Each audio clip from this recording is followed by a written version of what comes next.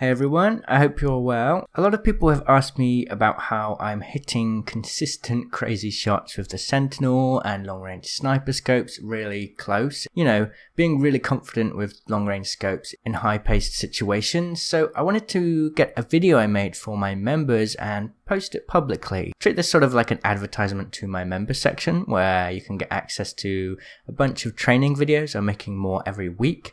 And a way for me to answer this question because I did recently answer it there. So let's jump into that video now. Welcome back to another members video. Today I want to talk about sniping. More specifically, how to hit shots up close. It's a skill that is hard to master, especially when you have a long range scope, but it's definitely worth learning. We're going to start with the Sentinel, or use the Sentinel for this guide because I feel like it's one of the slowest hitting snipers, which means you really need to be able to hit your shots.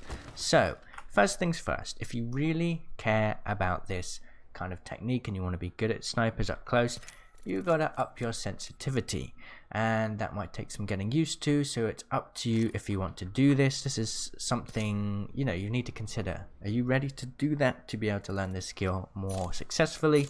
Personally, I'm happy with that change, so I've actually upped my sensitivity to 6. Many pro players have a sensitivity of between 1 and 2. My DPI is 400, like most of theirs as well. On controller, it's a bit of a different story. What you want to do is change your, you want to change your sensitivity to higher, but you also want to change, where is it? You want to put your response curve down so that you can flick shots quickly. I'm not an expert on that, so yeah, just try and mess around with this to get the right values. What you want to be able to do is zoom in and flick to players or track them even when they're very close. So you need to have a very light touch to your mouse or controller, your joystick. You need to be able to move very freely, and by that I mean don't push down too hard on it. You need to kind of let it flick over to the target, and then as soon as it's flicked you can make some small adjustments.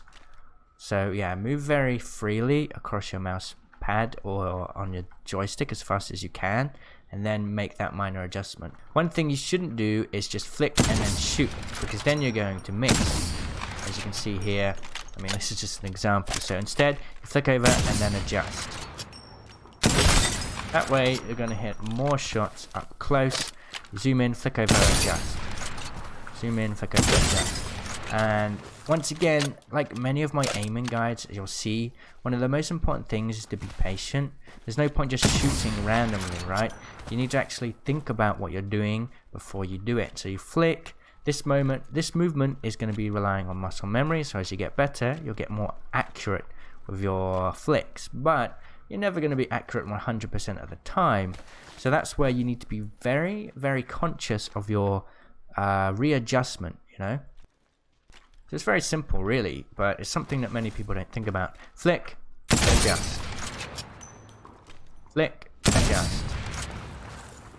And this is something that is really going to benefit you no matter what range you are. Once you've taken your first shot, I always suggest that you switch to your secondary. You've already done a lot of damage. The DPS doesn't favor you if you keep spamming the sniper. So once again, flick, adjust, switch, then take them down. And it doesn't matter, in the heat of battle, yeah, DPS is important, but it doesn't matter too much if you take your time trying to adjust that shot. Practice that first. Practice getting good at adjusting your shot faster and faster, but to begin with, just think of each shot and readjustment as practice. Eventually, you'll be able to do it very quickly. To summarize this, flick unconsciously, just use your muscle aim, then consciously focus, adjust, fire, and then switch. Flick, consciously adjust, switch. Simple as that. Now there's one more thing to think about. I like using long range scopes up close. I mean that's pretty ballsy, but if you're using a sniper you're probably going to have a long range scope on it anyway. But different scopes have different zoom in times. So if you're going to be using, okay, we need to go to the sniper part. If you're going to be using the 4 to 8 times scope, but you're zooming in at 4 times, it doesn't make sense. You're much better off using the 2 to 4 times, zooming in 4 times.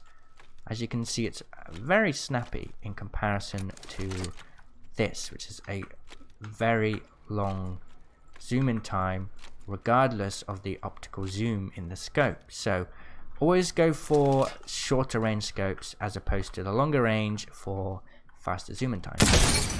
So that's it today. I hope you enjoyed this video. I hope that you learned something useful. I'll see you in the next one.